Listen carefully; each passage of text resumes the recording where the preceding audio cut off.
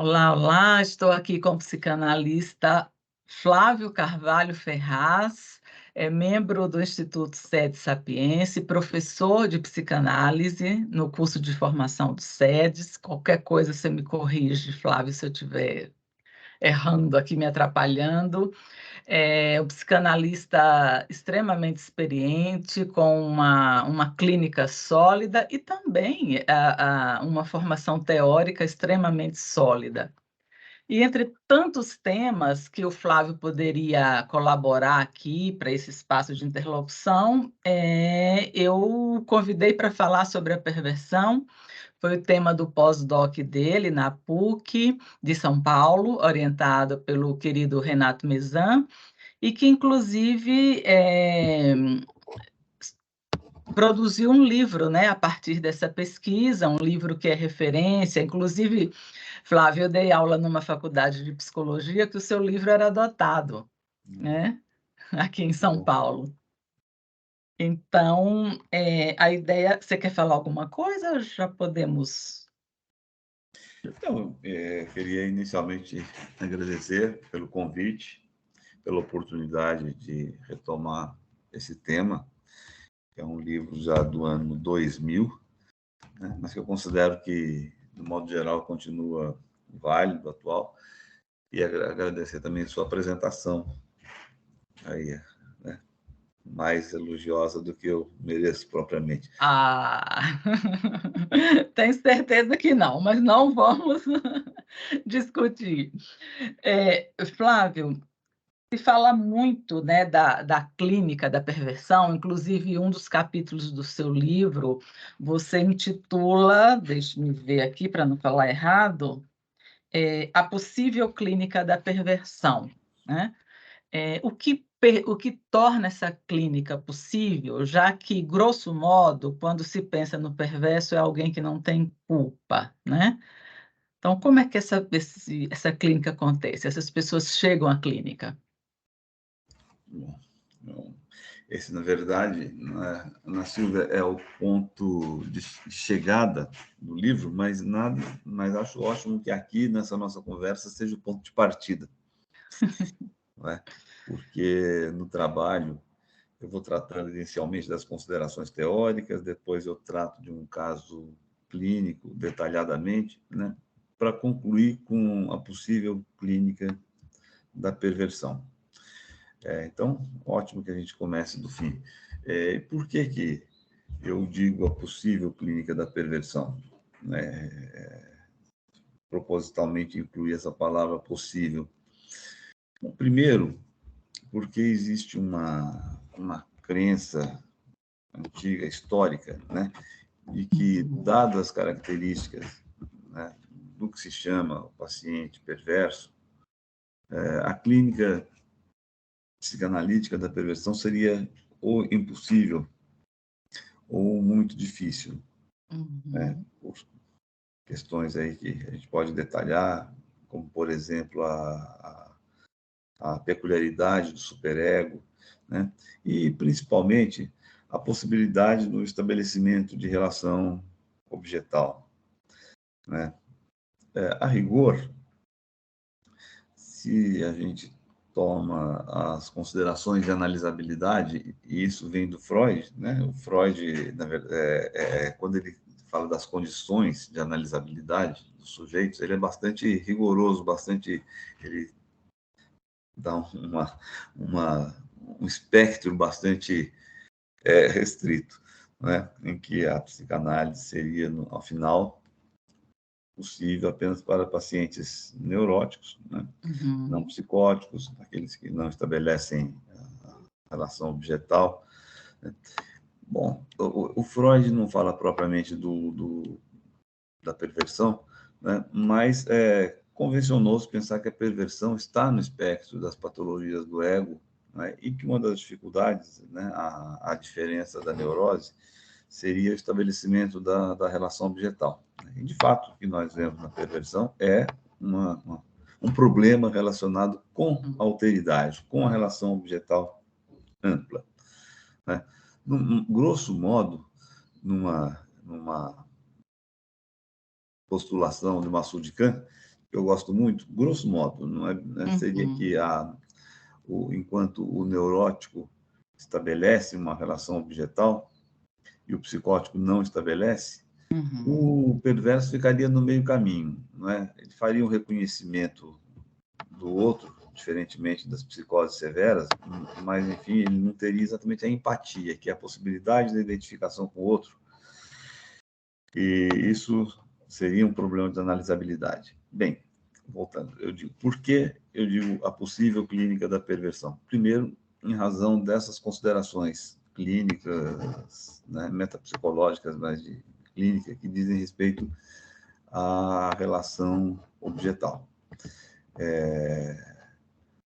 Uma outra ideia, né, é de que o perverso ele obtém uma satisfação por meio do seu sintoma, do acting out, a Uhum. sexualidade compulsiva, né, Uhum. e para a qual ele não buscaria uma terapia, né, Uhum. da qual ele não gostaria de abrir mão, né, que isso não implicaria num sofrimento, pelo contrário, implicaria um prazer, Sim. diferentemente do sofrimento do neurótico. Né? Bom, quando eu digo, então, a possível clínica da perversão, é exatamente para poder questionar um pouco essas postulações. Né? Embora elas não estejam erradas de base, né? Uhum. O prazer obtido na perversão, pela sexualidade perversa, propriamente, mais especificamente falando, né? Uhum. Não é um prazer livre. Veja bem, o que eu percebo na clínica da perversão, é isso que eu tento tratar no livro, é de que essa meia objetalidade, né, se ela traz uma sensação de triunfo, faz parte do sintoma neurótico, o triunfo diante do outro, né, Uhum. a médio, a longo prazo, na vida desses sujeitos, essa dificuldade da objetalidade conduz a um sentimento de isolamento e solidão, que é uma fonte de um sofrimento muito grande. Né? Uhum. Em termos metapsicológicos, eu digo que a recusa, o mecanismo da recusa, Verleugnen, que fundamenta a perversão, né? Se ela inicialmente traz uma sensação de triunfo, de superação da castração, de estar acima da castração, né? Uhum. A longo prazo, ela traz uma sensação terrível, semelhante à angústia psicótica. Né? Uhum. O caso longo que eu trato, e é um caso exemplar, trata exatamente disso, do sentimento depressivo, digamos, até de um atravessamento de uma depressão psicótica, né? A partir do Uhum. insight, da conclusão de que não se estabelecem relações objetais satisfatórias. Né? Uhum. Uma outra ideia do Massoud Khan, da qual eu gosto muito, é de que há uma satisfação no plano apenas sensorial. Há uma Uhum. sensação que é vista, sentida como extremamente orgástica, melhor do que, Uhum. entre aspas, do que a sexualidade neurótica. Por outro lado, Uhum. né, ela fica paralisada aí, nessa sensação de triunfo, que não se sustenta. Né? Uhum. Então, a possível clínica da perversão vem da ideia de que é possível, como um horizonte ético da clínica da perversão, não é? Trabalhar junto ao paciente a depressão, digo, psicótica decorrente. Eu estou falando de depressões de perversão, né? Não no sentido comum do termo, atividades perversas, sexualidade. Eu estou dizendo do perverso lá como o Otto Kernberg define, o perverso de verdade, o que está mais semelhante ao borderline, né, do Uhum. que propriamente ao neurótico, né, da sexualidade adicta. Portanto, o possível vem da ideia de que há uma possibilidade, há nesse horizonte ético a possibilidade do atravessamento, do atravessamento dessa angústia, dessa depressão, Uhum. e também, né, o desafio de fazer com que, através de uma clínica cuidadosa, mas ao mesmo contundente, nós possamos fazer frente, enfrentar claramente a transferência perversa, que é uma transferência, né, que, ao menos nos estágios iniciais de uma análise, buscam desestabilizar a relação e desestabilizar o analista, que esta seria a modalidade da transferência perversa. Para triunfar.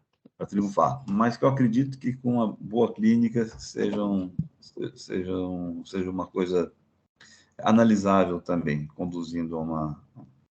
Né? Eu cito pela terceira vez o Massoud Khan, dizendo que nessa sensorialidade predomina na perversão, é importante que nós encontremos os rudimentos da relação objetal plena, e é através do encontro desses rudimentos que a análise pode caminhar no sentido do desenvolvimento objetal desses sujeitos. Então, de uma certa forma, a ideia de uma regressão, né? Sim. Ou não, estaria errado? Sim, sim. Sim, uma regressão no sentido winnicottiano, uma regressão a um ponto em que as coisas deram erradas, né, deram errado, para uma nova construção dentro da análise. Né? Tá. Flávio, pelo que você, sua fala, poderia pensar na perversão, no acting out, como uma defesa a essa depressão psicótica? Sim, podemos pensar que o acting out é exatamente o que caracteriza a perversão como defesa contra a angústia psicótica. Né? O acting out ele é usado exatamente para se criar uma ilusão. O acting out, ele, ao mesmo tempo que ele traz um prazer imediato, estamos falando aqui da sensorialidade, ele alimenta a ilusão perversa de que é possível enfrentar, né? não se sujeitar à perversão, perdão, à castração. É possível não se sujeitar à castração. Né? Por isso, a sexualidade compulsiva, né, que se vê nos rituais perversos, né, na busca incessante de reprodução do mesmo ritual, buscando-se parceiros eventuais que garantam aquela narrativa contida dentro daquele mesmo ritual, né? Ela é necessária porque ela é uma confirmação constante e necessária que seja constante, é necessário que seja constante, de que, grosso modo, resumindo, que a castração não existe. Né? De que se a interdição seja interdição um representante da proibição do incesto, né, onde tudo se dissolve, as considerações etárias, tudo se dissolve de identidade sexual, tudo pode se dissolver e que não há lei, não há regramento. Esse é o triunfo que o acting out garante. Por isso, o acting out é um mecanismo prevalente que caracteriza essa perversão fetichista, né, através da cena que se reproduz e que contém uma narrativa repetitiva. Qual é a questão? O problema é que, como o fantasma da castração não sai do horizonte, essa narrativa ela deve ser repetitiva e contada por meio do act out constantemente. E essa é a explicação da sexualidade compulsiva. Como se fosse vem um pavor ou uma angústia de castração ali e uma busca de aliviar essa angústia por meio dessa repetição. Essa repetição que contém uma narrativa que é pobre e estereotipada. Ela é a mesma narrativa que se repete, né? Então, até autores mais antigos aí da psicanálise falavam do excesso fantasmático, da fantasia, o perverso daquele que fantasiava, né? Isso cai por terra quando se percebe que, na verdade, não é uma profusão da fantasia, é um imperativo de repetição de uma única fantasia. Na verdade, é uma pobreza fantasmática. Muito interessante você ter tocado nisso, Ana Silvia. A compreensão da pobreza fantasmática, ao contrário do que se imaginava antes da profusão fantasmática, quem veio em auxílio disso na psicanálise foi a Escola Psicossomática de Paris, de Pierre Marty e os seguidores, que tratam da pobreza do paciente somatizador crônico e clássico, né, da pobreza da vida mental. Ele define como vida operatória, uma vida com pouco colorida do ponto de vista psíquico, né, das fantasias, uma ausência da atividade onírica, uma fantasia empobrecida. Joyce McDougall faz essa ligação. Uma das grandes, ela contribuiu muito para a teoria da perversão, mas essa é uma contribuição que eu julgo das mais importantes que ela traz, é exatamente mostrar a pobreza da fantasia, né? Então, a gente tem aí, pensando no que eu estou chamando de perversão de verdade como estrutura, né? Que, por exemplo, Otto Kemberg define como um funcionamento à moda do paciente borderline, ele define como borderline. Joyce McDougall define como alguma coisa na linha da vida operatória e da adicção.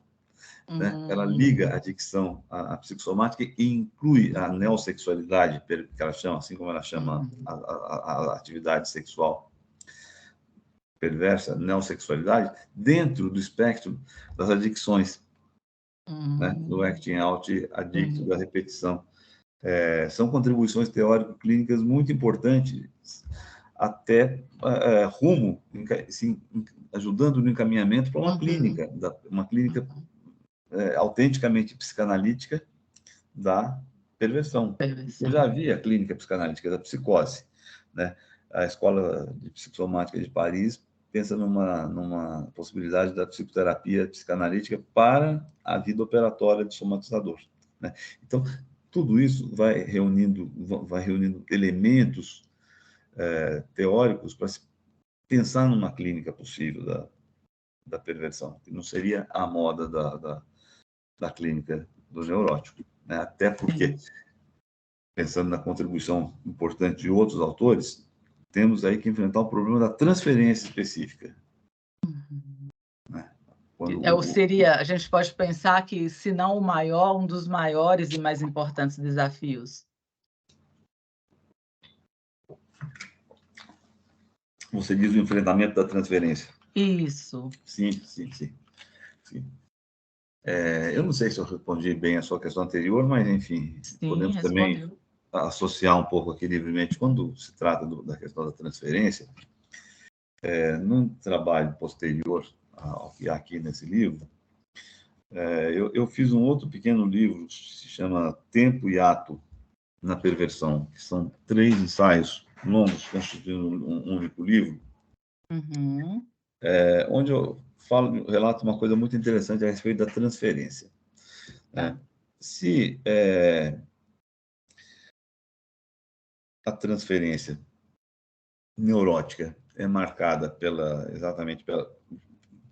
redundantemente dizendo, pela neurose de transferência, né? E a gente já conhece o estabelecimento de uma neurose de transferência junto ao analista, onde se reproduzem, não é, os complexos infantis ligados à castração, à sexualidade, onde o suposto saber se atribui ao analista, né? Já havia, em contrário a isso, uma ideia que, no meu entender, vem lá da Melanie Klein, quando ela estabelece o conceito fundamental, um dos conceitos fundamentais para a psicanálise de identificação projetiva, uma modalidade de transferência, que pode ser a não transferência, ou não estabelecimento de transferência, mas que eu acho que é uma questão de uso da linguagem, podemos dizer como transferência psicótica, né? Identificação projetiva moldando a identificação psicótica. Como transferência, o quê que você falou? Podemos dizer... Transferência psicótica. Psicótica. Transferência psicótica, né? Porque, primeiro, se pensa que o psicótico não estabelece transferência. E por que não pensar em transferência psicótica? Só um parênteses. O paciente operatório, né, o somatizador, Alguns postulavam que ele entrava de uma forma tão estereotipada que ele nem percebia a presença do analista, né? Que ele tinha aquele discurso repetitivo, imune a qualquer forma de emoção, né? E que isso seria, poderíamos pensar como o não estabelecimento radical da transferência. Um autor como, por exemplo, Christophe Dejour, fala uma coisa muito interessante. Por que não pensar isso como uma transferência, inclusive como uma modalidade radical de transferência, que ele propõe até a palavra mineralização de transferência. Isso. Né? Ou seja, o que eu defino como não transferência, eu entendo que, em análise mais contemporânea, como isso foi evoluindo, podemos pensar em outras modalidades de transferência, não em não transferência. Talvez a gente nunca possa falar em não transferência, né? A própria, o fato de ignorar a presença do outro é uma forma de transferência radical, de mineralização do outro, de tentativa de neutralização de qualquer campo que possa produzir excitação. Mas esse era um parênteses. Eu falei dessa... Né? Porque eu quero voltar aqui. Eu dizia, então, vamos organizar. Da neurose de transferência e depois, né, quando a psicanálise adentra a clínica da psicose, a consideração uma forma psicótica de transferência, que eu entendo, né, originada do conceito de identificação projetiva de Klein. Nesse sentido, o que seria como ficaria a perversão no meio disso? Nem uma coisa, nem outra. Sim. Né? Por quê? Se na perversão não se dá como na psicose, não é? Uma dificuldade da entrada na alteridade, porque existe uma alteridade, sim, mas essa alteridade ela é mecânica, ela é uma alteridade sem alma. Ela é uma alteridade em que o outro é visto como zona de gozo apenas. Sim. Né? Então, se isso é o que define a atividade sexual perversa, né? Naturalmente que isso tem que ter o seu representante, o seu correspondente homólogo na transferência. E aí eu dizia que nessa obra que eu faço depois desse livro, né, eu achei uma coisa muito interessante, né, que nos ajuda muito a renovar um pouco a crença e a fé na psicanálise. Por quê? A gente encontra na escola kleiniana, particularmente Donald Meltzer, uma descrição do que é o perverso na transferência, e ele fala exatamente o que caracterizaria a perversão de transferência, seria o constante desafio. Seria essa luta contra a castração, né, que tem que colocar o sujeito numa posição de constantemente recusar o suposto saber do analista. Que esta seria, né, a condição digamos assim, o correspondente, grosso modo, a recusa da castração, né? Não é a sexualidade, como diz Joyce McDougall, a moda antiga dos pais, que é a que produz o mais gozo. O perverso dirá, é a minha, que eu que descobri o segredo do gozo. O analista, como representante né, do poder arcaico parental, ele tem que ter o seu tapete retirado o tempo todo. O analista não sabe. Quem sabe é o paciente. Né? Ele não pode, para ele seria ceder à castração, produzir qualquer consideração ao analista, tal como o neurótico, que já chega com a castração, o analista já é o suposto saber. Portanto, é uma transferência difícil, diz o Meltzer, nesse sentido, do desafio constante. Meltzer usa até umas expressões engraçadas, ele diz que o analista é taxado como uma vaca leiteira, produtora de psicanálise, ele usa umas expressões antigas ao gosto dos kleinianos, mas isso não importa, que a questão é essa detecção muito precisa que ele faz, essa descrição da clínica, da clínica da perversão, por meio da transferência, usando o arcabouço teórico kleiniano, né? E essa compreensão do sujeito kleiniano. Bom, corta. Autores da escola lacaniana Eu me refiro aqui a Jean Clavel. Deixa eu só, desculpa te interromper, pedir para você afastar um pouco, um pouco. Isso, agora estamos vendo melhor o seu rosto. Pronto, Melhorou? perfeito, Tá ok. Esse ritmo de fala, essa altura, vai bem? tranquilo. Tá bom. Você me avisa se não. Eu dizia que autores que não se comunicam, né, como o autor que eu mencionei agora da escola, um autor importante, francês, ele com um arcabouço conceitual completamente diferente, palavras diferentes, vocabulário diferente, ele vai dizer exatamente a mesma coisa. Né? Perdoem-me os radicais das escolas, que sempre gostam de dizer que não é bem a mesma coisa, porque um parte e tal. É sim. Por que é sim a mesma coisa? Porque o mecanismo básico do paciente, o mecanismo psíquico descrito ali é o mesmo. Ou seja, a teoria pode ser outra, mas o paciente é o mesmo. Eu creio que ambos esses autores, né, para pensar isso, tiveram uma experiência clínica com isso que nós estamos chamando de perverso.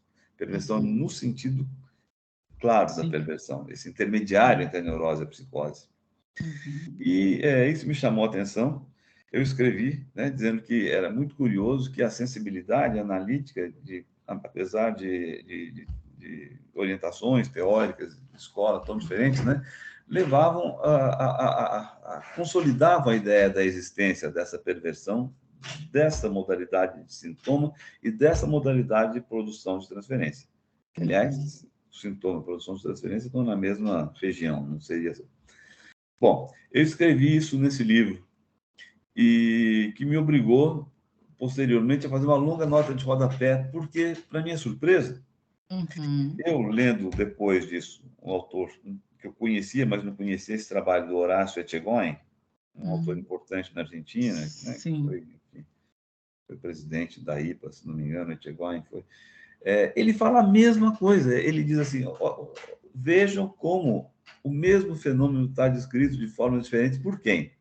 Meltzer e Clavel. Ou seja, poderia parecer até um plágio, né? Eu falar a mesma coisa. Por outro lado, eu fiquei contente. Para mim, eu não vejo como, né, naquele sentido, o que você falou, o Horácio Etchegóin já falou. Não, eu vejo o contrário. Eu falo, puxa vida, até o Etchegóin falou isso que eu tô falando aqui agora. Para mim, foi uma Sim.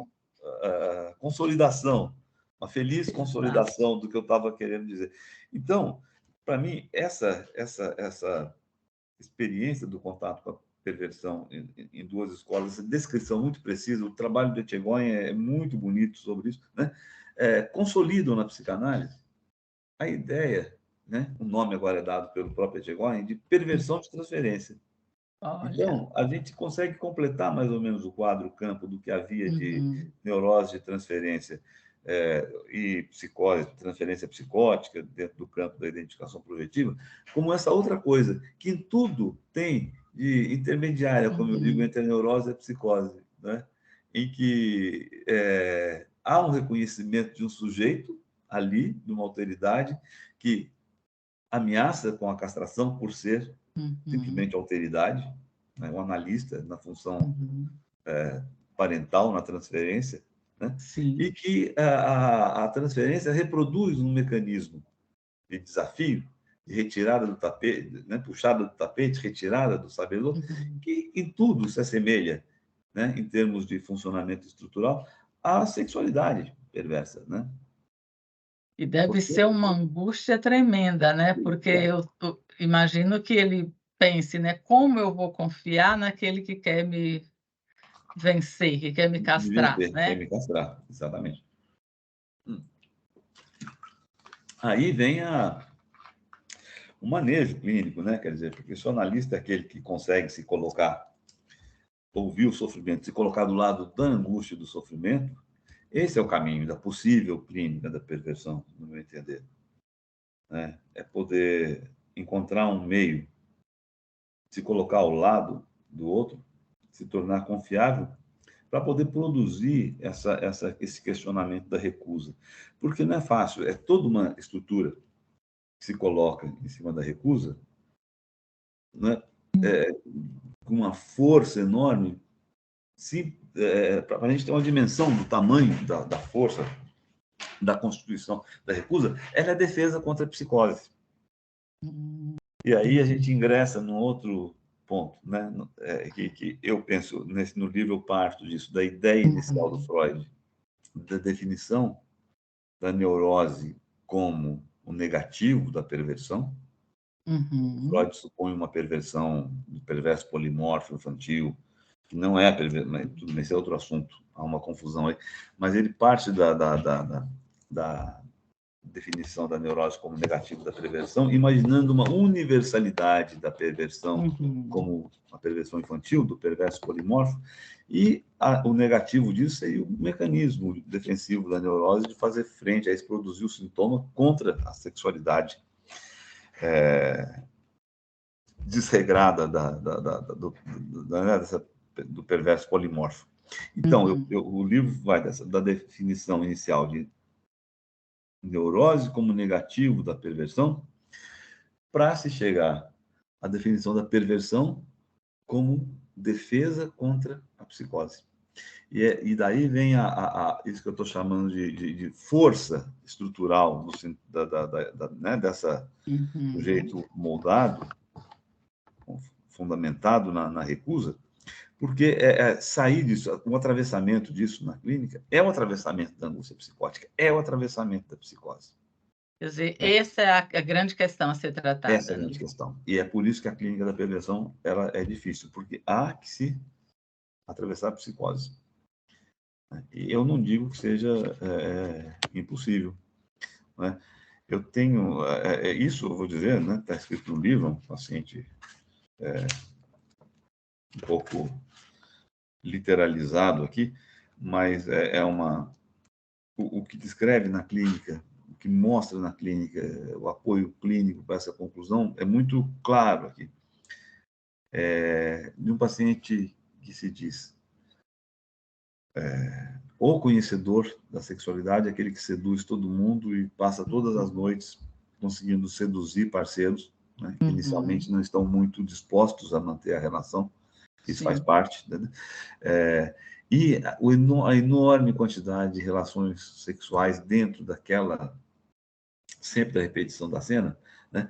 Na análise, a questão do sujeito que o traz para a análise é uma intuição disso, né, quando a recusa faz algum barulho, é a constatação do isolamento, da solidão, de que a sexualidade apenas colocada no âmbito da materialidade, da sensorialidade, né, ela, na verdade, como é que chama, protege o sujeito da relação com a alteridade verdadeira. E aí, o que esse sujeito que conta a sua glória toda, que é o glorioso enquanto o analista, né, faz o sexo à moda antiga dos pais, aquele que nada sabe da sexualidade, na expressão dele, enquanto eu estou tendo 14 relações sexuais por noite, você deve estar na sua casa de pijama assistindo televisão. A transformação disso na constatação do isolamento em relação à verdadeira alteridade traz a sensação do isolamento psicótico, a sensação de que o mundo não existe, que o mundo acabou. É a sensação, né? Então, esse paciente passa disso por uma sensação de desespero em que ele metaforiza a vida dele como se ele estivesse sozinho numa montanha, numa colina, olhando a cidade embaixo. Né? Muito angustiado, assustado, porque ele vê a cidade funcionar e percebe que há uma relação entre as pessoas, que a cidade funciona organicamente, que tem uma vida, ele é excluído dessa vida na cidade. Que acontece alguma coisa entre as pessoas, que é uma coisa verdadeira, ou seja, em contato uma com a outra na cidade, e nessa cidade ele não entra, ele habita a colina, fora que permite ele ver, mas não permite que ele entre. É uma metáfora belíssima, uma metáfora de alto, em caminho da cura, uma metáfora de fim de análise, né, de possibilidade né, eu de fiz uma questionamento. associação. Oi? Eu fiz uma associação no final aí da sua fala, né? Quando ele percebe que tem uma cidade funcionando e ele fica excluído, né? Não seria, em algum nível, provavelmente inconsciente, uma constatação de que a castração ocorreu, queira ele admitir ou não? Eu pensei, curioso, eu concordo com você, eu acho, eu pensei agora falando com você, Se a própria visão da cidade já não seria a constatação Casal, da castração. o casal Né? parental lá, né? E ele fora, excluído. Exatamente. Né? Poder reconhecer essa cidade e claramente situar o desejo de pertencer à cidade, né? A castração que põe o sujeito voltando a Freud, né? A castração necessária, a civilização que põe o sujeito no laço social. Interessante, né? Porque a E a cidade é a castração civilização em si, é, né? e é a relação entre pessoas, né? A cidade é o... Sim. Organizada em termos, né? Quer dizer, tem leis ali que estruturam, né? Não é o vale tudo, pelo menos em tese. Exato. Então, essas pessoas, só para fechar, esse sujeito, o que move, o que leva ele para a clínica, para a psicanálise, é a solidão, basicamente. Assim. Eu não diria exatamente a solidão, talvez seja muito específico, mas, enfim, é possível. Né? Dizia-se que o perverso não procurava análise porque ele estava já no mundo do prazer, ele não tinha sofrimento neurótico, aquele, né? Mas eu penso que o que move o perverso a uma busca da análise já é uma sensação que eu chamo, de maneira livre, como se a recusa estivesse rangendo. O mecanismo da recusa não está livre, ele está fazendo barulho. Há né, uma percepção do sujeito de que tem algo errado, que a recusa não é a condição de felicidade. Muito pelo contrário. Né? Então, a própria ida ao consultório já é né? No entanto, é óbvio, isso acontece em todas a neurose, também o Freud deixa muito claro isso. Uma vez chegando ao consultório, é claro que se reproduz, né, tanto é claro que ocorre o desejo de cura, vamos chamar assim, mas se reproduzem as defesas todas, né? E aí é a luta na transferência. Isso acontece com o neurótico, com o psicótico, tanto faz. Né? Por isso que é interessante para a gente deixar de tratar com horror a transferência, a perversão de transferência, e inseri-la numa possibilidade do pensamento psicanalítico, claro que conduz a uma clínica um pouco diferente, né? Uma clínica que muitas vezes vai ter que trabalhar aquilo que com o neurótico a gente já não é necessário trabalhar mais, mas que vai ter que trabalhar não só interpretativamente, mas vai ter que trabalhar o oferecimento de um holding, ao mesmo tempo em que tem que se estabelecer o rigor do setting. Por quê? Né? Essa tentativa de puxada de tapete que se faz, né? Ela tem que ser tolerada, né? Mas dentro do que é convencionado como setting, porque esse paciente vai atacar as bordas do que é, né? Pode ser o contrato, né? O enquadre. Esse que é o que se busca atacar.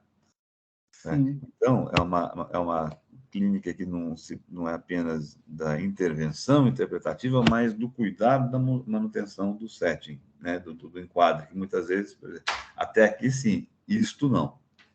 É uma clínica como o Brasil, né? Não é para principiantes. Não é para Bom, eu não sei, a gente não escolhe, porque exatamente eu era um principiante na psicanálise quando recebi um caso muito difícil, né, foi um dos primeiros casos que eu atendi, que nas supervisões, eu fazia o curso do SED Sapiência, sempre, nossa, mas que isso é diferente, como faz isso não é um neurótico? Né, eu me lembro de uma supervisão com o Luiz Carlos Menezes, por exemplo, ele falou, olha, esse é um caso difícil de chegar, é o caso típico do perverso propriamente dito, da perversão propriamente dita.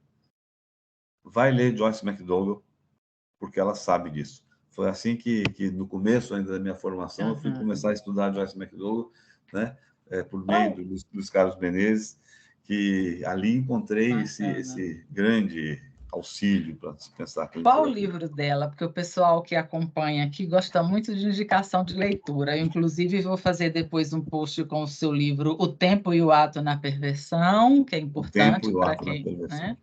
E o da Joyce McDowell, qual seria? Você lembra o nome? Lembro, muito. Em defesa de uma certa anormalidade. É um livro esgotado, infelizmente.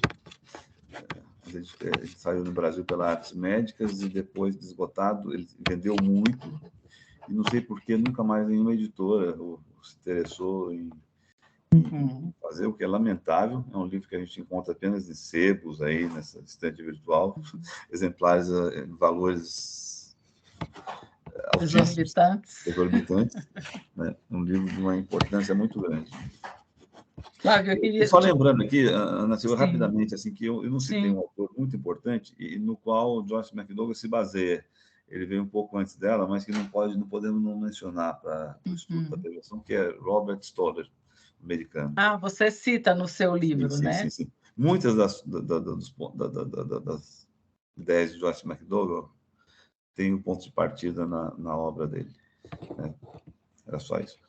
Interessante. O livro a Perversão, a Forma Erótica do Ódio, que foi de 1975, apenas há poucos anos foi traduzido para o português pela editora Edra, de São Paulo, onde edição que, né, como intervalo comercial, aí foi precedida por um estudo meu, essa edição brasileira, sobre a obra do Stoller. Bacana. O estudo que abre essa tradução. E por falar em estudo seu, eu terminei não mencionando que você é livre docente pela USP, né? Seria desse trabalho aí ou não? Dessa pesquisa? Seria dessa pesquisa, mas já um pouco direcionada para outras modalidades sintomáticas, né? Na verdade, o centro do meu trabalho de livre docência foi um outro tema que eu trabalhei bastante depois, que foi a normopatia. Exatamente um tema fundado por Joyce McDougall. Ah. E foi publicado, Flávio? Foi publicado, sim, em 2004, se não me engano. Tá, eu vou buscar. Estou achando que eu vou fazer... Normopatia sobre adaptação e pseudonormalidade. Tá. Ok, tá ótimo. Posso fazer mais uma pergunta? Claro, à vontade. Prazer. Falamos muito na transferência, óbvio, né? E a contratransferência nessa clínica? Bom, pela modalidade de transferência estabelecida, não é incomum que tenhamos episódios violentos de contratransferência, né? Que mais que nunca é necessário que o analista se sinta seguro e confortável no seu lugar, né? E tome como fenômeno transferencial toda tentativa de retirada do seu lugar, do questionamento ao suposto saber, etc. Até retirei, né? Que eu chamo de puxada do tapete, né? É muito importante que o analista se concentre no fato de que ali estamos diante de um sofrimento, né? Entender como essa transferência, como consequência de um sofrimento, de uma angústia, é fundamental para que nós nos sentimos pessoalmente atacados né? E que a contratransferência tenda a um acting. Eu já supervisionei muitos casos em que, infelizmente, né, claro, todo mundo tem o seu limite, é difícil, né? Mas em que, enfim, as análises se encerram, ou, né, em casos mais graves, em que o analista, por se sentir muito atacado, ele pode até perder a sua segurança ou perder a sua paciência em algum momento, né? Eu mesmo tive um caso que eu relato nesse livro Tempo e Ato na Perversão, né, de um paciente que não é por isso que eu disse que foi pensando nisso que eu falei do problema da necessidade do trabalho com o enquadre. Trabalhar o enquadre já é né, como dizia Otto Kemper, o borderline é a terapia do enquadre. Trabalhar o enquadre é tudo, já é tudo. Essa é a clínica, né? Em que essa puxada de tapete não se limitava às questões internas, análises, mas, por exemplo, tentar me difamar junto a colegas, dizer que eu não era ético, que eu cobrava muito caro, que eu não negociava preço, e falava desse absurdos, tipo, invenções provavelmente. desse tipo, né? E que eu tive que... Né? E foi uma análise nesse sentido bem sucedida, em que isso foi enquadrado, que isso foi... Houve um insight do paciente a respeito disso, a possibilidade de se colocar isso no registro da inveja, Era um paciente que era frustrado por não ter se encaminhado para ser psicanalista, para psicanálise, né? Isso foi possível trabalhar dentro da análise, mas isso foi uma coisa que passou no limite do SET, do inclusive, né? tolerável. Porque ele fazia toda uma campanha negativa fora, né, do SET. Sim. As arapucas eram armadas ao redor do consultório, não só lá dentro. Sim. É, Mas acontece muitas vezes isso, ó, nesse trabalho, o paciente, especialmente quando ele é muito mais inteligente, preparado, uma sensação de menosprezo, de deboche, né? De querer colocar o analista, que o analista se sinta limitado, repetitivo, né? Dizer, isso você fala, ele diz, isso você fala essa bobagem porque você aprendeu assim, você aprendeu isso, nem pensou se esse conceito, se isso parte de um conceito certo ou não. Você reproduz aquilo que te ensinam, e para os outros, você pode parecer bom, você pode parecer sábio, né?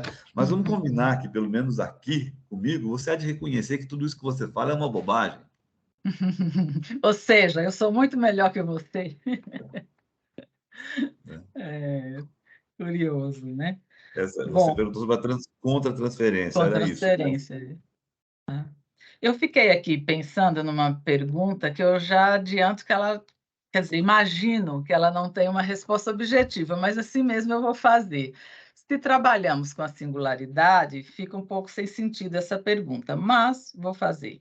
Você falou da perversão como uma defesa contra a psicose, né? Resumindo aqui. Essa psicose, então, a gente está falando lá de uma experiência do início da vida, da relação com a mãe, ou cada caso pode ser muito diferente um do outro, a origem dessa psicose? Olha, essa pergunta ela lança numa espiral vertiginosa né? Porque, por um lado, a psicanálise postula que tudo, né, toda a formação psíquica, né, se liga a eventos precoces, né, imemoriais. E nós A sabemos, tenra de fato, idade. né, na verdade, se a gente, como propõe o Laplanche, se nós partimos dos significantes atuais em busca do significante que ele representa, o que está atrás, chegaríamos lá no significante, no S2, no S1, no S0, que é a sedução originária, né? Teria que pensar que todo sujeito se estrutura a partir disso, de uma S0 imemorável até todas as, né, da sedução inicial. Portanto, nesse sentido bastante genérico, é claro que a perversão, como tudo, se situaria aí. Mas, como eu disse que é uma questão vertiginosa, até que ponto a ideia da psicanálise, uma ideia que vem dos estudos sobre a histeria ainda do Freud, né? A ideia é de uma psicanálise rememorativa, por assim dizer, em que se atingem os protótipos, os eventos infantis do traumatismo. Essa é uma ideia de psicanálise que o próprio Freud, quando ele fala do estabelecimento da neurose de transferência, ali nos anos 1914, 13, ele já está dizendo que não. Ao se estabelecer uma neurose de transferência, né, o trabalho se dá no setting, na contemporaneidade. Eu não sei se você está me ouvindo, ficou congelado um pouco. Estou ouvindo. A sua imagem congelou, fiquei na dúvida. Portanto, a questão clínica que se coloca é isso. É mesmo necessário no trabalho analítico a rememoração ou nós trabalhamos dentro da transferência, simplesmente? Se acreditamos que podemos trabalhar dentro da transferência, como diz Melanie Klein e os seguidores, que o presente, que o passado está no presente, né? Eu não creio que essa é uma questão teórica importante, mas eu creio que seja uma questão que na clínica nós devemos tomar com cautela para que nem rejeitemos o que é a rememoração, mas não trabalhemos na crença de que a rememoração é um único canal. Muito pelo contrário, isso despotencializa o trabalho com a transferência. Não sei se está claro o que eu estou pensando, se eu consigo expressar. Claríssimo, claríssimo. E para encerrar, porque eu sei que você, né, tem um compromisso, Mas eu orientei o TCC, Trabalho de Conclusão de Curso, na graduação de Psicologia por muito tempo, né? E um dos temas assim que tinha um grande interesse para o graduando era o serial killer, né? Era, Sempre. nossa, e aí eles viam as séries, viam os filmes e queriam entender mais. Esse serial killer, ele está na perversão e esses assassinatos. Vá, você já começou a Não, eu responder, digo que vamos não. lá. Eu digo que não. Não. Como, até pelo que a gente falou aqui da clínica, dos casos, a gente está entendendo essa perversão como esse acting out, sempre no sentido né, desse conflito do sujeito entre o desejo indesejável, o desejo Uhum, indesejável de estabelecimento de uma relação objetal, né, e o acting out que vem colmatar esse buraco uhum, da impossibilidade, né? Mas dentro ainda aí de uma forma de relação objetal que não necessariamente extrapola para a violência ou a criminalidade. Ela pode ser até uma violência, assim, contém o ódio, contém a violência uhum. pensada contra o outro, mas não necessariamente na perversão nós estamos falando do ataque à lei de Estado. Certo. Estamos falando da lei, do sentido psicanalítico de lei. Eu penso que pode haver, sim, uma continuidade entre uma coisa e outra, mas eu sempre gostei de pensar que quando vamos falar de, por exemplo, psicopatia, o psicopata clássico, ele Uhum, não é o perverso do qual nós estamos falando. O maníaco do uhum, parque, ele não é uhum, esse perverso. Esse perverso que a gente está dizendo tem a sua compulsão sexual, sofre com isso, está aí na rua, muitas vezes vem para o uhum, consultório tratar disso, né? Ele não uhum, necessariamente é né? Eu uso aqui para fazer essa diferenciação que para mim é importante, também de uma ideia do Otto Kernberg, né? Com quem eu tive a oportunidade de estudar brevemente por um tempo em Nova York, uma ideia muito importante dele sobre a diferença entre essa perversão do borderline e uhum, a personalidade antissocial, que é até uma categoria do DSM que ele ajudou a sim, construir, né, que fala exatamente do quê? Eles, até um certo ponto, existe o superego, insuficiente, mas que tem rudimentos do superego. Eles, há casos em que houve uma falha fundamental, uma falha inicial que não se constituiu nenhum superego. Esse não é o perverso do qual nós estamos tratando aqui. uhum, Né? uhum. Superego, Mas como você falou, tem uma relação ali direta. A via do act out é pela compulsão sexual. Isso. sim, sim, certamente. Esse é o sintoma do. Agora, no caso da psicopatia, a ausência completa de qualquer rudimento do superego, Uhum, né, e essa total empatia em relação aos, diferencia disso que nós estamos chamando de perversão, que é essa situação do sujeito uhum, entre a neurose e a psicose. É uma uhum, defesa contra a psicose que, que incide uhum, na formação do sintoma como acting out, em geral, dentro da compulsão sexual. Esse é o perverso da psicanálise, que tem como uhum, modelo, exatamente como modelo metapsicológico, o fetichista do Freud. É aquele paciente do fetiche, da Verlogne, da recusa, que não é nem a, a, a, a, o recalcamento, né? E uhum, nem o mecanismo psicótico da Verwerfung, que é a fora-oclusão, a rejeição. uhum, Né? uhum, É a manutenção de um registro de recusa em que há uma vertigem, um reconhecimento da castração, mas que se forma uma defesa ideativa contra a castração que tem que ser transformada em acting out. Esse não é o caso do serial killer, do nem do serial killer. psicopata clássico. Uhum, certo. Então, o fetichista e esse da compulsão, porque o fetichista não é o ato concreto, a relação sexual em si não necessariamente está presente, não é isso? Tem a coisa Sim, do ter prazer, enfim, em determinados objetos que precisam ficar na cena do. isso.